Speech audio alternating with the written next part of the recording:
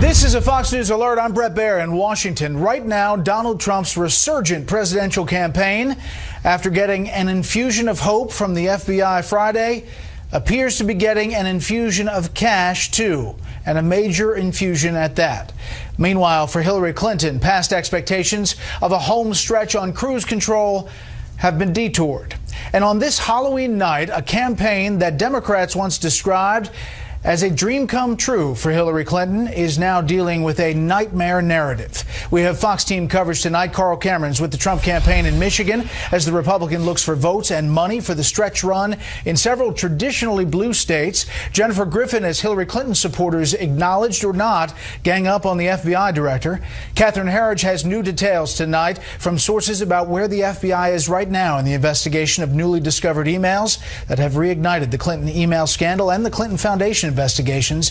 But we begin with Chief National Correspondent Ed Henry and some big casino money going all in on Donald Trump. Good evening, Ed. Good evening, Brett. This is a Fox News exclusive from two senior Republicans who tell me billionaire Sheldon Adelson has just now committed a stunning $25 million to a super PAC controlled by the Ricketts family in Chicago. It's going to be hitting Hillary Clinton with corruption ads, a massive number in the final week. It helps Republicans down ballot, but also is a sign big money Republicans who doubted Trump are now betting big as revelations from the FBI and WikiLeaks heat up. Sources tell Fox News as Donald Trump campaigned yesterday at Sheldon Adelson's Venetian Hotel in Las Vegas, the two casino magnates met for a private chat, though Trump made only a brief public mention of Adelson and his wife Miriam. Really incredible people, and they've been so supportive, and we appreciate it. That support now includes $25 million from the Adelsons to an anti-Hillary Clinton super PAC backed by TD Ameritrade founder Joe Ricketts and his wife Marlene. The PAC, Future 45, as in the 45th president, has already been running an ad comparing Clinton to Richard Nixon. Now they have new fodder from WikiLeaks with an email the night before Clinton's first news conference on the email scandal showing advisor Philippe Reines declaring they would be, quote, dropping the bomb, that 33,000 emails were deleted. Another email shows Clinton's own chief strategist Joel Benenson wrote in February 2015 the campaign was, quote, dealing with brush fires from the Clinton Foundation. Benenson added it might be time to ban foreign donations. Then 8 days later, Bill Clinton's top aide wrote to John Podesta cryptically, foreign government donors, all the money is in. Including at least $12 million Fox News first reported that Hillary Clinton raised from the King of Morocco. Today, the Daily Caller revealed the foundation may have gotten $28 million because millions more poured in from Morocco's state-owned phosphate company.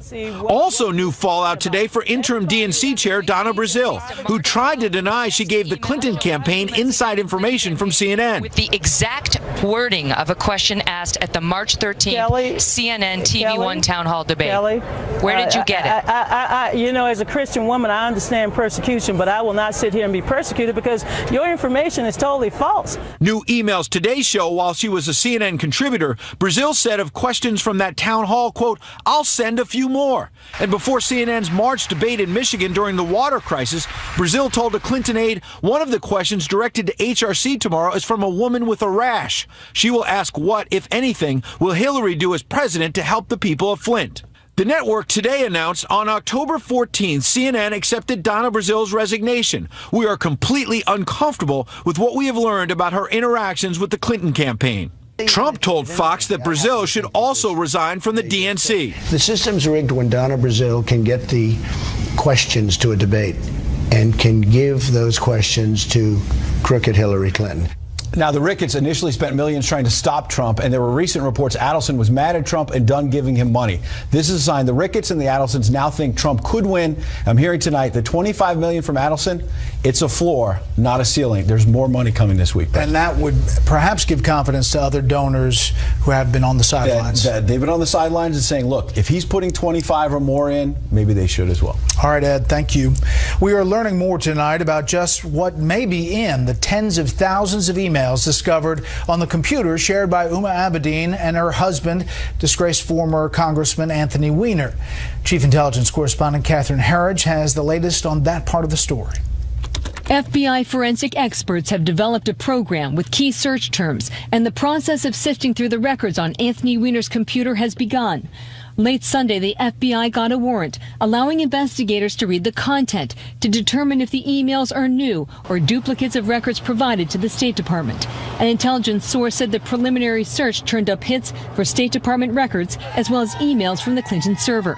While President Obama's spokesman seemed to chastise FBI Director James Comey's decision to notify Congress, Josh Earnest insisted the White House is neutral. I'll neither defend nor criticize what Director Comey has decided to communicate to the public about this investigation. A source close to Weiner's legal team tells Fox's Brett Baer that it seems his laptop was used to back up his estranged wife's smartphone contacts and in the process backed up all of Huma Abedin's emails. Fox is told the records appear to cover the time period when Huma Abedin was at the State Department with then Secretary Hillary Clinton. Writing in the Washington Post, former Attorney General Eric Holder said Comey breached a long-standing principle that investigations should not be announced or publicly discussed 60 days before an election. A senior Democrat went further. You don't want to appear to be putting your hand on the scale. And here he opens up the FBI to the accusation that is trying to have an impact on the outcome. A former Attorney General under President Bush was also uncomfortable. You don't comment on investigations because commenting on the investigation may jeopardize the investigation, and that's the box that he's put himself in. But on special report, the Republican chairman of the House Benghazi Committee, whose investigators uncovered Clinton's use of private email, said Comey is unfairly targeted. Jim Comey's not responsible for a single one of the facts at hand. He didn't tell her to use a private server. He didn't tell Huma not to turn over all of her devices. And God knows he didn't tell Anthony Weiner to send sexually explicit texts to allegedly underage people. And late today, the Republican chairman of the House Intelligence Committee sent this letter to Director Comey with questions about the new emails. And buried in the text are new allegations from a whistleblower that Clinton mishandled classified information overseas. The congressman writes, I also understand that former Secretary Clinton left classified documents in her hotel room in China and that U.S. Marine Corps security officials filed a report related to the possible compromise of the documents. We are reaching out to the Clinton campaign for comment, Brett. Okay, Catherine, thank you. Well, what do you think? Do you think this will make a difference in the election? And if so, how much of one? Let me know on Twitter at Brett Baer. Use the hashtag Special Report, or on Facebook at facebook.com/BrettBaerSR. There is still no sign of the usually visible Huma Abedin in the Clinton traveling party, but there are signs that many of Clinton's colleagues have acquired a new target for their wrath, the director of the FBI. I am sure they will reach the same conclusion they did when they looked at my emails for the last year. There is no case here. She was eager to attempt to shift the attention, both the public's and the FBI's, to Trump. Of course, the people Donald Trump has around him include two men whose activities are reportedly being investigated for their ties to Russia. At the White House today, spokesman Josh Earnest said the president still has faith in FBI Director James Comey, adding, The president doesn't believe that Director Comey is intentionally trying to influence the outcome of an election. The president doesn't believe that he's secretly strategizing to benefit one candidate or one political party. Some of Comey's loudest critics are Democrats on Capitol Hill, who just 3 months ago had nothing but praise for the FBI director after he said there was not enough evidence to prosecute Clinton. This is a great man. We are very privileged in our country to have him be the director of the FBI. Republicans are continuing the questioning of his integrity, which they'll get no place on that. The Senate Minority Leader upped the ante, accusing Comey of committing a crime. Quote, I am writing to inform you that my office has determined that these actions may violate the Hatch Act, which bars FBI officials from using their official authority to influence an election. Through your partisan actions, you may have broken the law. Despite Democrats saying Comey's actions are unprecedented, they're forgetting when an independent counsel who was appointed by a Republican Attorney General announced his decision to indict former Defense Secretary Caspar Weinberger for his role in the Iran-Contra affair, just days before Governor Bill Clinton defeated President George H. Bush. Jennifer Griffin with the Clinton campaign. Jennifer, thank you. Donald Trump's top aide says he will not use the FBI's new email investigation as the centerpiece of his campaign in the final days. Our country will continue to suffer. She's unfit and unqualified to be the President of the United States, and her election would mire our government and our country in a constitutional crisis that we cannot afford. With the FBI director under fire from the left, Trump, who previously criticized the FBI and the Department of Justice as corrupt, backed up James Comey.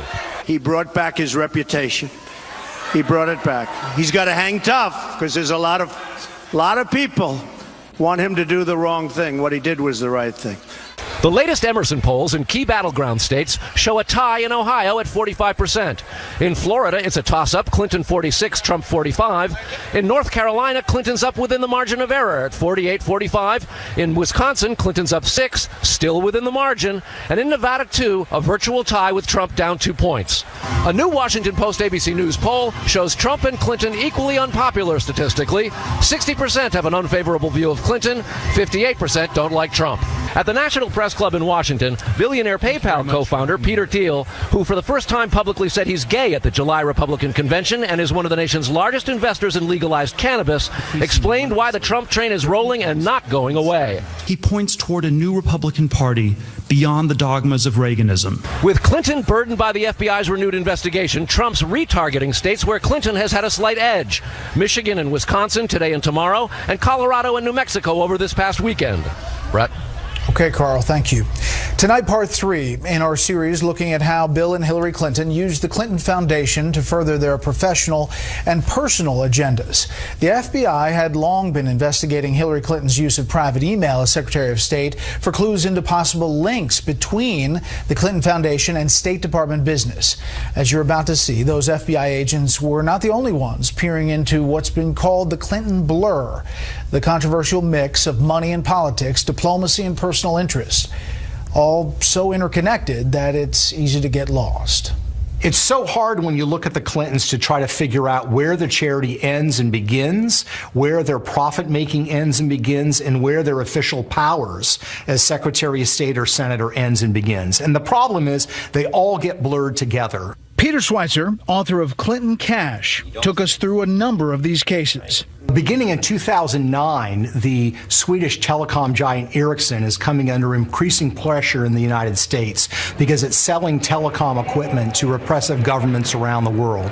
In the midst of all of this, they decide to pay Bill Clinton to give a speech for the first time ever. They pay him a whopping $750,000. Soon after, Hillary Clinton's State Department urged new, broader sanctions against Iran. But the guidelines did not include telecom, which is Ericsson's business. Ericsson told us President Clinton was chosen for his perceived strong attraction power and selected from a list of many potential speakers with crowd pull. The company has told Fox News the conversation regarding Iran had no impact on this decision. In June 2010, Bill Clinton was in Colombia. Bill Clinton meets with the then president of Colombia, Uribe, to discuss matters in private. What's curious is that Hillary Clinton is in Colombia at the same time. And after Bill leaves the presidential palace, Hillary Clinton comes in and has lunch with the president of Colombia, where she signs some technical agreements and explains her commitment to a free trade agreement between Colombia and the United States. The very same trade agreement she had pledged to defeat while running for president in 2008. As I have said for months, I oppose the deal, I have spoken out against the deal, I will vote against the deal, and I will do everything I can to urge the Congress to reject the Colombian free trade deal. Also in Colombia with Bill Clinton was Frank Giustra, a billionaire businessman and family friend. Let's go down the timeline as you have it. Frank Giustra, a Canadian billionaire, arrives in Colombia with Bill Clinton on June 8th, 2010. Hillary, at that same time, meets with President Uribe. What's troubling is in that the days that follow, Frank Giustra, who is one of the largest contributors to the Clinton Foundation, sees not one, not two, but actually 3 of his companies get major concessions from the Uribe government in Colombia. Neither President Uribe or Frank Giustra ever responded to our requests for comment. In May 2015, Giustra did release a statement that said, in part, suggestions that his contributions to the Clinton Foundation were made to further his business interests are not true. After the 2010 earthquake in Haiti, the Clintons pushed for a wireless, phone-based money transfer system, a useful way to allow friends and relatives to send money into the ravaged nation. The problem is the chief beneficiary from the Clintons' initiative is a company called Digicel that is owned by Dennis O'Brien. O'Brien is an Irish billionaire who made his money in the telecom industry. Shortly after the Clintons began reconstruction in Haiti and began handing out contracts, sometime during that period of 2010 or 2011, he made a multi-million-dollar contribution to the Clinton Foundation. Digicel told us they, quote, entered the Haitian market in May 2006 via a legitimate license tender process and built a very successful business from that point on. They are just a few of the many stories Schweitzer documents in his book. And in his research, there's something he noticed about the payments. Bill Clinton's average speaking fee is somewhere around $175,000 to $200,000 over the years. The problem is that once Hillary becomes Secretary of State in 2009, the number of big paydays where he gets paid $500,000 or more to give a speech, one speech, overseas, increases dramatically. Up next, I'll go over to the big board and check the key races in the balance of power. The fight for Congress. First, here's what some of our Fox affiliates around the country are covering tonight. Fox 19 in Cincinnati, as a man is accused of dumping manure in front of the local Democratic Party headquarters in Warren County. The suspect has been arrested and charged with criminal mischief. This is the second election in a row that someone has put manure at that location. Fox 5 in Atlanta with testimony from the ex-wife of a man accused of murder for leaving their toddler son in a hot car. Leanna Taylor says Ross Harris was an involved father and would not have left their child to die on purpose. Prosecutors say Harris did kill his son intentionally to escape the responsibilities of family life. The state rested its case against Harris Friday after 50 witnesses and 16 days of testimony. And this is a live look at Philadelphia from our affiliate Fox 29. The big story there tonight, negotiations aimed at averting a transit strike tomorrow. The nation's sixth largest transit system could shut down if no agreement is reached tonight. The agency is urging riders to come up with backup plans just in case. That's tonight's live look outside the Beltway from Special Report. We'll be right back.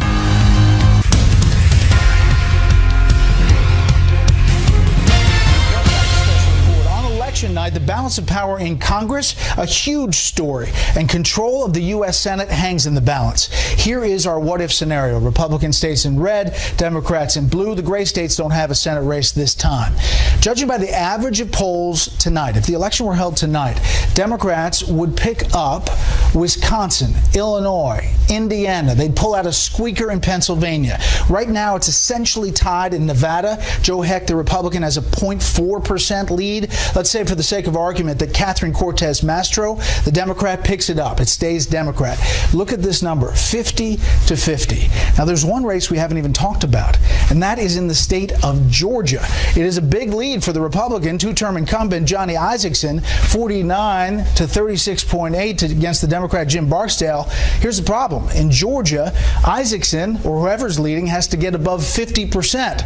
Otherwise, the top two finishers head to a runoff January 10th. So there is a scenario where a runoff in Georgia, January 10th, could decide the balance of power in the U.S. Senate. Another race that we're following very closely, obviously, is right down here in the state of Florida. An incumbent who originally was not even going to seek re-election is now trying to fight off a Democrat who essentially is running against Donald Trump. Correspondent Steve Harrigan shows us tonight from Miami. The ballots say the contest for the U.S. Senate seat from Florida is between the incumbent Senator, Republican Marco Rubio, and Democratic Congressman Patrick Murphy. But the results could hinge on the national battle between Donald Trump and Hillary Clinton. If Hillary is able to win the state and win by a big margin, then Marco Rubio may be in big trouble. On the other hand, if Donald Trump can eke out a victory or at least stay competitive, then that's good news for Marco Rubio. Marco! Marco! The Real Clear Politics poll average has Rubio leading by about 6 points.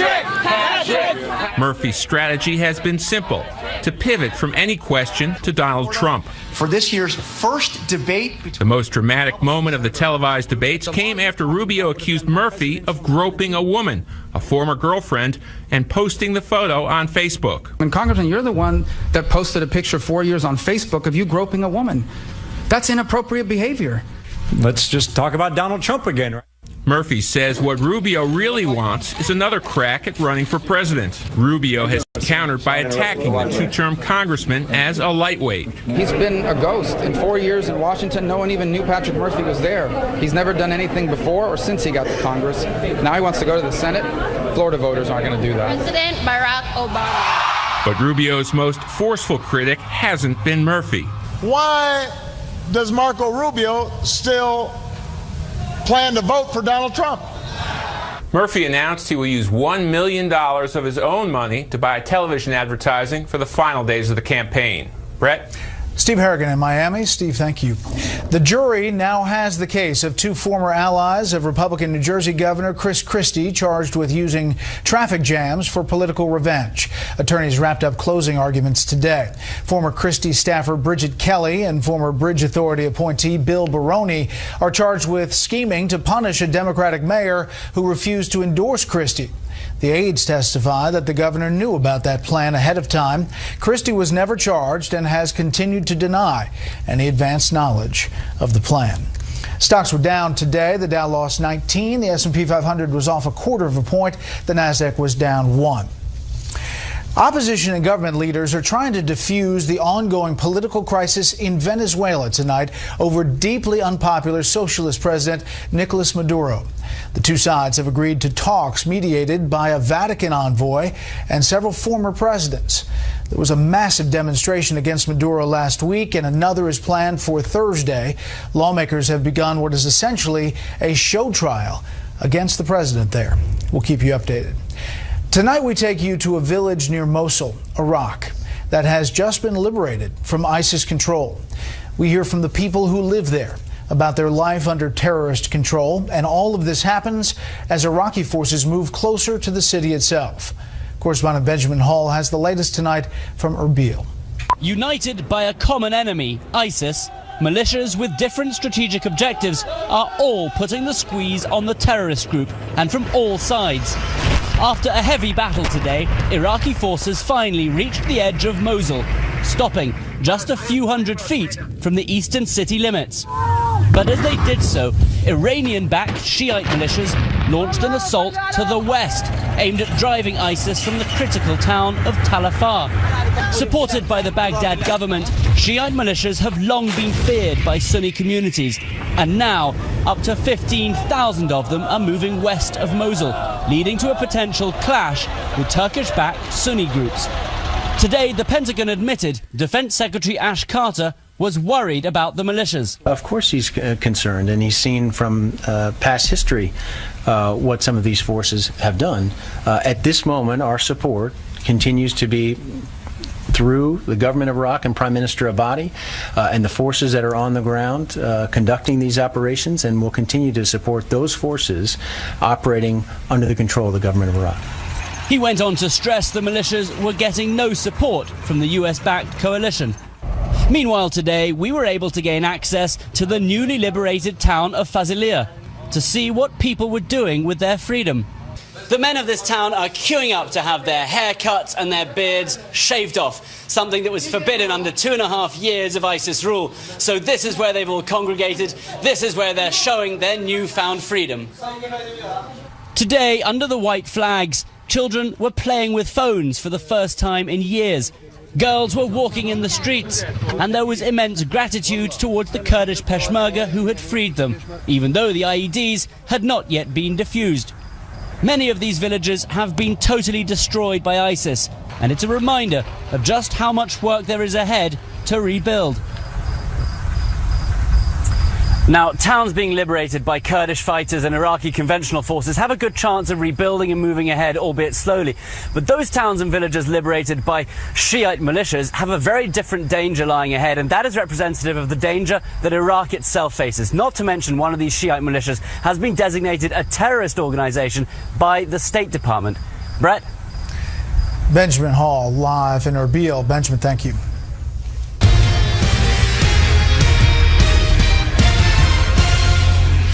Tonight we continue our election countdown series about the issues that matter to you. This evening, health care. The President's Affordable Care Act is now becoming unaffordable, according to many, to the very people it was supposed to help. And lawmakers on both sides agree something major needs to be done about Obamacare. Here's correspondent Rich Edson. The coverage has been okay. It's not been as great as we would have liked. Rosemary Knight says she's bought Obamacare insurance since the program's launch. The Hillary Clinton supporter shops for Obamacare in her home state of Florida, where she says she has too few insurance plan choices. The premiums could be a little lower, the coverage could be a little better. Since Rosemary and millions of other Americans first bought Obamacare in 2014, premiums have risen, the number of health provider choices has fallen, and major insurance companies have withdrawn, citing billions of losses in the Obamacare market.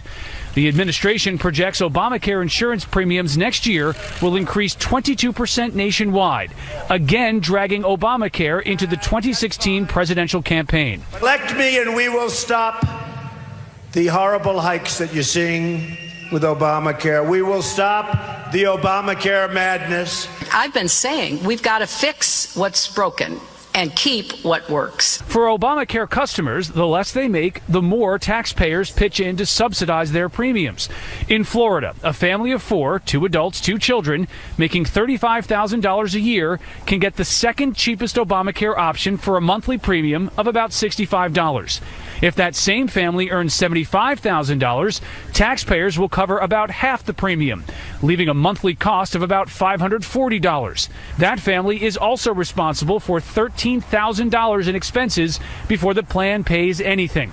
Earning more than $100,000, that family receives no subsidies, will pay more than $1,000 a month, and also have a deductible of $13,000. Even though we are seeing cost increases all across the country, the fact of the matter is we do expect that next year, more than half of the people who seek to purchase health insurance plans through the marketplace will be able to do so for $75 a month or less. Though for the estimated 9 million customers who choose to buy the same type of insurance plans without the Obamacare exchanges, they receive no subsidies and pay the full cost of the increases.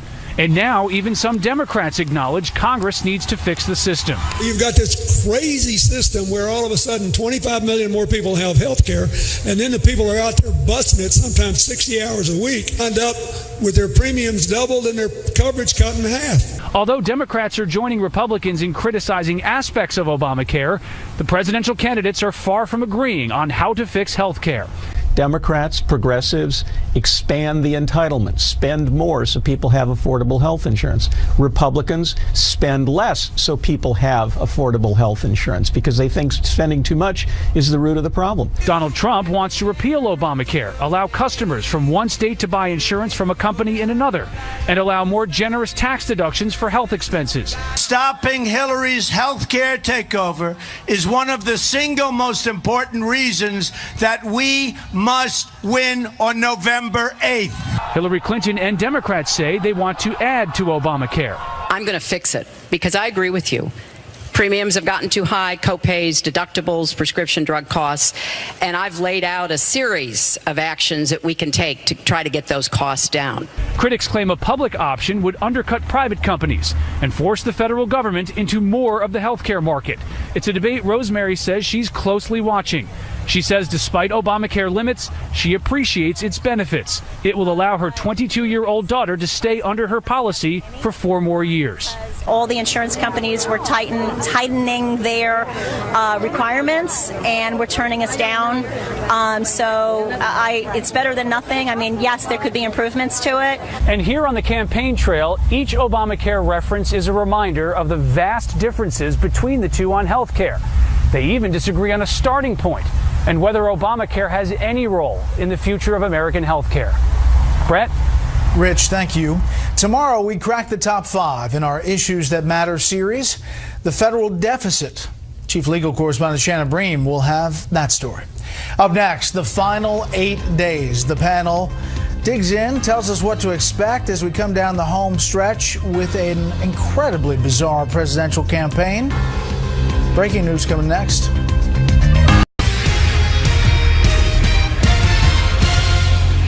We can be sure that what is in those emails is absolutely devastating. And I think we're going to find out, by the way, the first time. Thank you, Uma. Now they apparently want to look at emails of one of my staffers, and by all means, they should look at them. And I am sure they will reach the same conclusion they did when they looked at my emails for the last year. There is no case here. Donald Trump and Hillary Clinton on the breaking email story that has been breaking all weekend as the FBI releases a letter to lawmakers and the Assistant Attorney General, rather. We assure you that the department will continue to work closely with the FBI and together dedicate all necessary resources to take appropriate steps as expeditiously as possible. Now, here's the breaking news. We can confirm that the FBI has a preliminary inquiry into Donald Trump's former campaign manager, Paul Manafort's foreign business connections with a tip towards Russia. The FBI is investigating, or a preliminary inquiry is what it's called, not just Manafort, but 2 others affiliated with the Trump campaign. That is the word coming down tonight. So that's where we are. Let's bring in our panel. Charlie Hurt, political columnist for the Washington Times. Mara Liasson, national political correspondent of National Public Radio. And syndicated columnist Charles Krauthammer. Robbie Mook, on a conference call, pointed to this. Harry Reid pointed to it as well in a letter. It looks like there is some inkling that this is happening in a preliminary sense. Thoughts on all this? What a way to end this campaign. I mean, it's incredible. What the Democrats are saying is, wow, you know, the FBI could have looked into Russia trying to put its thumb on the scale, and they've turned a blind eye. Instead, Comey is being pressured by Republicans in Congress to influence the election. It's just a huge, huge mess. I don't know exactly what crime or potential crime the FBI is investigating in terms of Paul Manafort and his connections to Russia, but it sounds like this might go on after the election. Yeah, apparently Manafort does not know of any investigation. He has not been contacted, according to NBC. And it seems we don't have a full-scale investigation confirmed. What they're calling it is a preliminary inquiry. I don't know how far that goes. The bottom line, I think, this will certainly turn off voters who haven't yet made up their minds and who find the choices pretty disheartening and unappetizing on both sides. That's what these kinds of things do. One thing is clear, Charlie, that this has turned what was praise for the FBI director. Yeah. Here's some of that from Democrats before. I am grateful for the professionalism of the FBI and the Department of Justice, and I repeat that I made a mistake using personal email, and I regret that very much. There was an extensive, as you know, Brett, investigation by the FBI under the direction of a wonderful and tough career public servant, Jim Comey. I don't know whether your family's watching this, but I hope that they are as proud of you as I am. James Comey, I do think that in all of the government, he is a man of integrity and honesty. Now, a few days later, actually a few weeks later, this is a different tone. It's pretty strange to put something like that out with such little information right before an election. And this letter came out Friday, kind of raising questions, but not really answering any questions. And then the FBI director had to backtrack on the letter. He said, yeah, you're right. This can be seriously misconstrued. Getting involved in the election, this close to the election, is just wrong. I think he was excessively careless in this position of making this statement. I think he's hurt the Bureau. I think he's hurt the Justice. I think this was a very serious error in judgment by the director. So what do you make of this? I mean, obviously you could point to Republicans too. Sure. And this is Washington. Everybody, it depends on which way the wind is blowing. But the stakes are very high for the country and with this election. But for no one are the stakes higher than for the FBI right now. If, in fact, this goes forward and Hillary Clinton loses the election and it turns out there's nothing but yoga emails on the server or completely irrelevant, harmless emails, it's going to be devastating for the FBI. And I think they just raise the stakes a little bit more with this new information about Paul Manafort. And it's just, and as Mara said, what a way to end this campaign on. Charles. Look, this is one of the reasons that the Trump phenomenon happened in the first place. The rank hypocrisy of the two sides is simply staggering, and I don't think it's ever been shown in such relief. 6 weeks ago or so, he's a great man, and now he's a villain simply because he came out on the other side. Remember, for a year we had been saying the most important event for Hillary was the Comey primary, and she won the Comey primary, but what we didn't know is that there was a recount, and she lost the recount. And as a result of that, we are in a position where we have no idea what the underlying offense might be, or even how probable it is that there is any offense in the emails. And we're going to have to go into the election in the booth, the voting booth, not knowing and having to guess one way or the other how guilty she is. But I think the real problem is, regardless of what's in these emails, the recount, the fact that he's reopened the issue, has not only reopened the investigation, but reopened all of the elements surrounding the email and the history of her corruption and the stories that we're getting now from the Wall Street Journal and others about the infighting over looking into her foundation, the infighting in the FBI. So all of that stuff, which had been stuffed under by Comey's conclusion not to prosecute, is all out there in a way that the Clinton campaign cannot handle because it's simply overwhelming. We're going to take a break and go into the WikiLeaks developments and a couple of interesting elements. But Mara, we talk about Paul Manafort, but there's some, through these WikiLeaks emails, ties that John Podesta had to Russia and investments that he had, that he took stock and put it in his daughter's company. And there's some Russia connection there as well. But I think it's hard to compare the two. First of all, Russia, as we know from 17 intelligence agencies, hacked Democratic officials' emails for the suspected purpose of hurting Hillary Clinton's campaign. There is no kind of love affair between the Democratic presidential candidate and Vladimir Putin. And Donald Trump has gone out of his way in very specific ways and general ways to express solidarity with Russian positions, with Putin's, even the way he discusses issues. So I think it's hard to compare those two things. There's no doubt that my point is there's another tie. There is definitely another tie, but the Trump campaign's ties to Russia are something we've never seen before. More about WikiLeaks and the state of the race when we come back.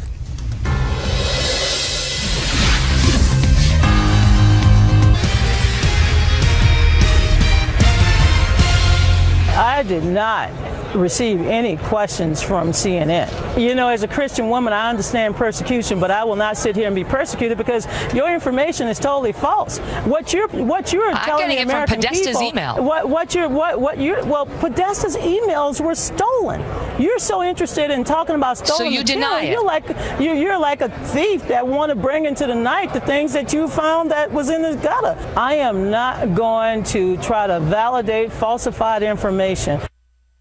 If Reince Priebus gave me the answers to a debate or the questions, so he gives me the questions and answers to the debate, and he got caught like Donna Brazile was caught, it would be the biggest story in the history of the New York Times, okay?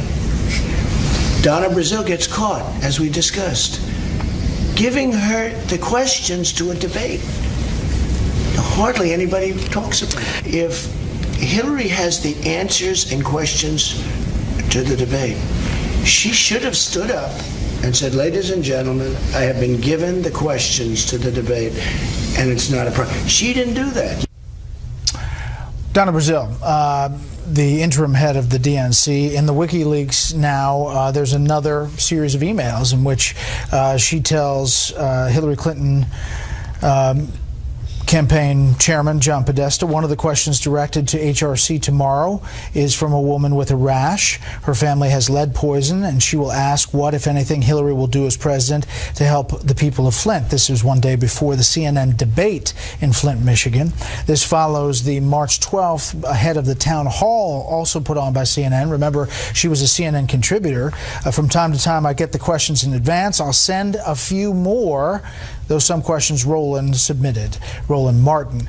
She actually sent the detailed question for that town hall, and now there are others surfacing here in these emails. CNN has said that they accepted her resignation on October 14th. They put out the statement today, though, and said they were completely uncomfortable with all of this. Charles. Well, they should be.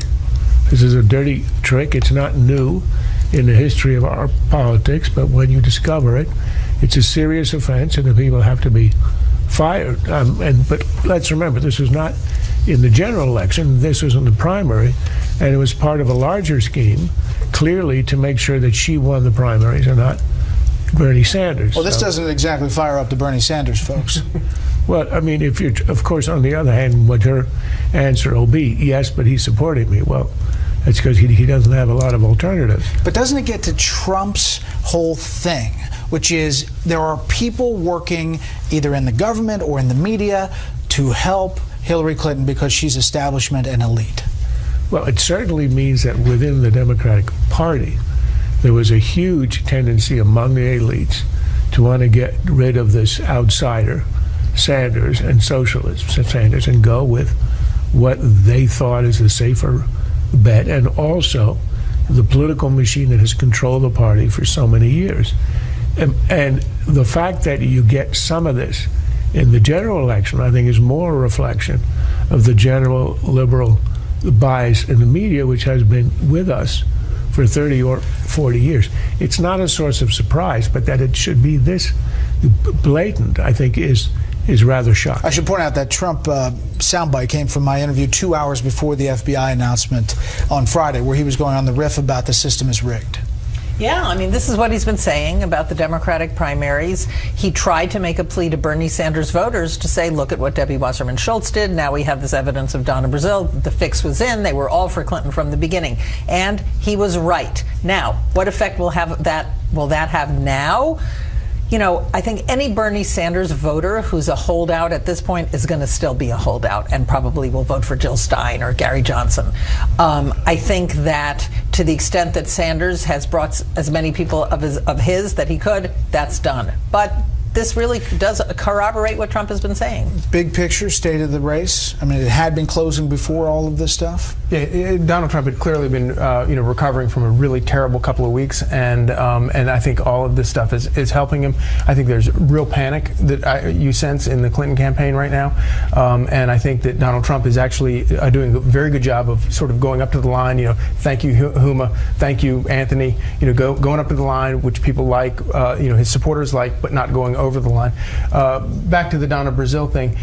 Obviously she's an ardent partisan, but she's not a hack, and I can't think of anybody in Washington that has as much respect on both sides of the aisle as she has.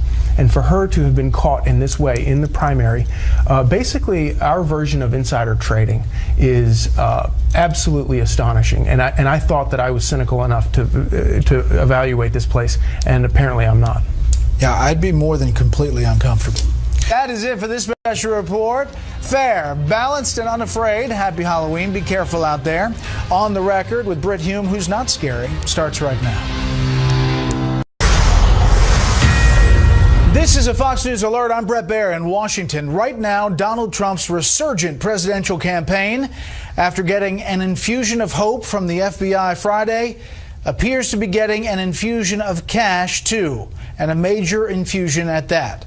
Meanwhile, for Hillary Clinton, past expectations of a home stretch on cruise control have been detoured. And on this Halloween night, a campaign that Democrats once described as a dream come true for Hillary Clinton is now dealing with a nightmare narrative. We have Fox team coverage tonight. Carl Cameron's with the Trump campaign in Michigan as the Republican looks for votes and money for the stretch run in several traditionally blue states. Jennifer Griffin as Hillary Clinton supporters, acknowledged or not, gang up on the FBI director.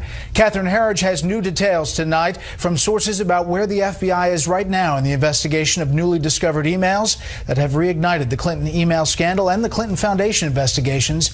But we begin with Chief National Correspondent Ed Henry and some big casino money going all in on Donald Trump. Brazil said of questions from that town hall, quote, "I'll send a few more." And before CNN's March debate in Michigan during the water crisis, Brazil told a Clinton aide one of the questions directed to HRC tomorrow is from a woman with a rash. She will ask what, if anything, will Hillary do as president to help the people of Flint. The network today announced on October 14th, CNN accepted Donna Brazil's resignation. We are completely uncomfortable with what we have learned about her interactions with the Clinton campaign. Trump told Fox that Brazil should also resign from the DNC. The system's rigged when Donna Brazil can get the questions to a debate and can give those questions to crooked Hillary Clinton. Now, the Ricketts initially spent millions trying to stop Trump, and there were recent reports Adelson was mad at Trump and done giving him money. This is a sign the Ricketts and the Adelsons now think Trump could win. I'm hearing tonight the $25 million from Adelson, it's a floor, not a ceiling. There's more money coming this week. And that would perhaps give confidence to other donors who have been on the sidelines. They've been on the sidelines and saying, look, if he's putting 25 or more in, maybe they should as well. All right, Ed, thank you. We are learning more tonight about just what may be in the tens of thousands of emails discovered on the computer shared by Huma Abedin and her husband, disgraced former Congressman Anthony Weiner. Chief Intelligence Correspondent Catherine Herridge has the latest on that part of the story. FBI forensic experts have developed a program with key search terms, and the process of sifting through the records on Anthony Weiner's computer has begun. Late Sunday, the FBI got a warrant allowing investigators to read the content to determine if the emails are new or duplicates of records provided to the State Department. An intelligence source said the preliminary search turned up hits for State Department records as well as emails from the Clinton server. While President Obama's spokesman seemed to chastise FBI Director James Comey's decision to notify Congress, Josh Earnest insisted the White House is neutral. I'll neither defend nor criticize what Director Comey has decided to communicate to the public about this investigation. A source close to Weiner's legal team tells Fox's Brent Baer that it seems his laptop was used to back up his estranged wife's smartphone contact. Good evening, Ed. Good evening, Brett. This is a Fox News exclusive from two senior Republicans who tell me billionaire Sheldon Adelson has just now committed a stunning $25 million to a super PAC controlled by the Ricketts family in Chicago. It's going to be hitting Hillary Clinton with corruption ads, a massive number in the final week. It helps Republicans down ballot, but also is a sign big money Republicans who doubted Trump are now betting big as revelations from the FBI and WikiLeaks heat up. Sources tell Fox News as Donald Trump campaigned yesterday at Sheldon Adelson's Venetian Hotel in Las Vegas, the two casino magnates met for a private chat, though Trump made only a brief public mention of Adelson and his wife Miriam. Really incredible people, and they've been so supportive, and we appreciate it. That support now includes $25 million from the Adelsons to an anti-Hillary Clinton super PAC backed by TD Ameritrade founder Joe Ricketts and his wife Marlene. The PAC, Future 45, as in the 45th president, has already been running an ad comparing Clinton to Richard Nixon. Now they have new fodder from WikiLeaks with an email the night before Clinton's first news conference on the email scandal showing advisor Philippe Reines declaring they would be, quote, dropping the bomb, that 33,000 emails were deleted.